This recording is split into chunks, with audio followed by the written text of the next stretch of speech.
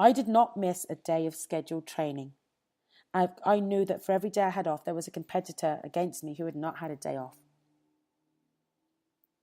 I was excited and ready to get on stage. I arrived at the registration of the show and everyone there looked extremely fit.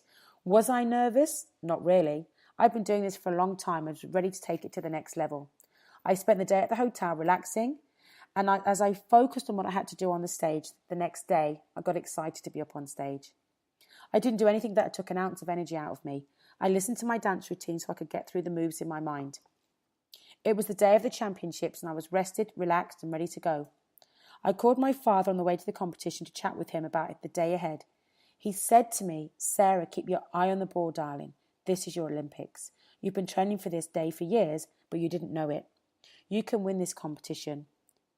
He was right. I had been training hard for years and not really knowing what was going to come from it. I loved being fit, of course, but he was right. This was my Olympics.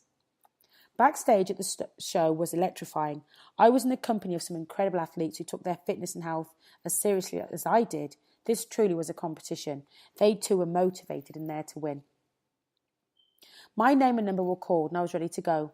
It was time for me to showcase all of my hard work. So I did just that.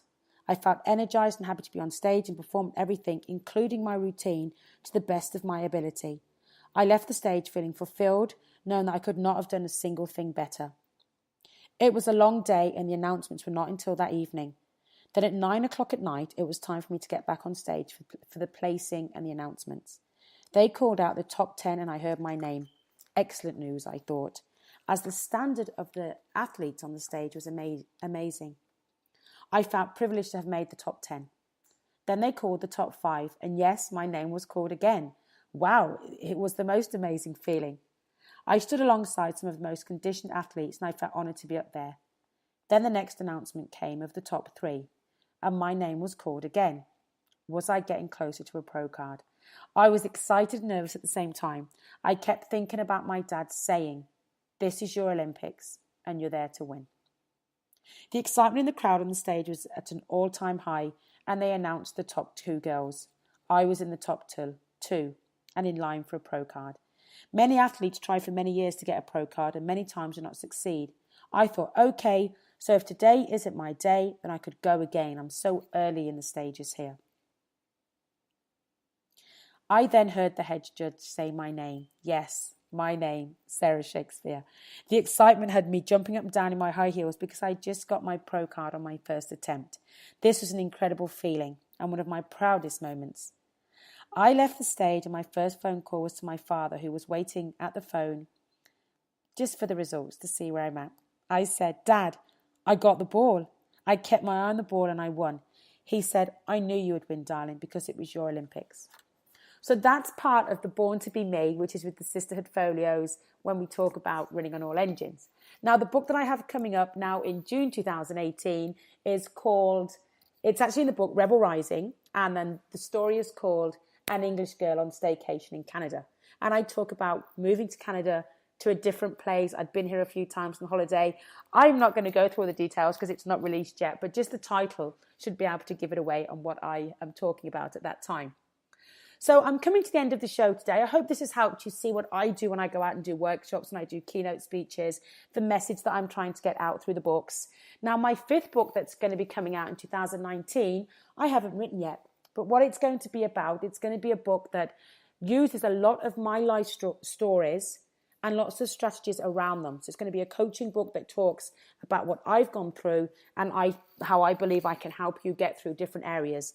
I haven't got the title yet. I'm thinking about the title. And so instead of co-authoring the 5th book, the 5th book will just be my book. So it'll be a bigger book, a thicker book, have more going on in there. So I'm looking forward to writing that in my 45th year. And I'm 45 in October. So I'm looking forward to getting that going towards the end of the year and then having it published next year.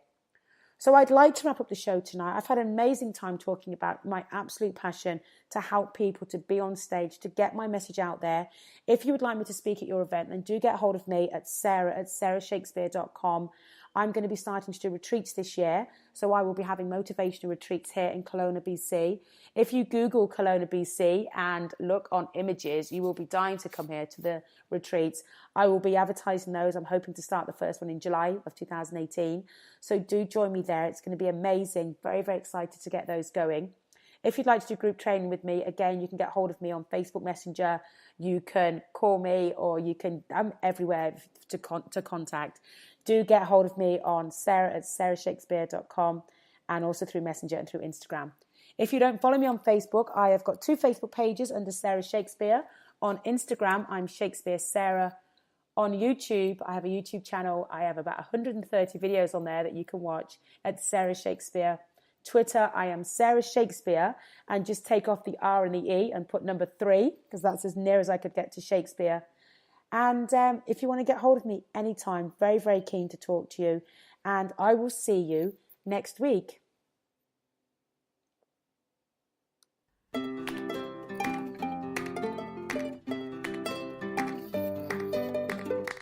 I can do anything. I can reach any goal today. I can do what I want. I can be what I want to be.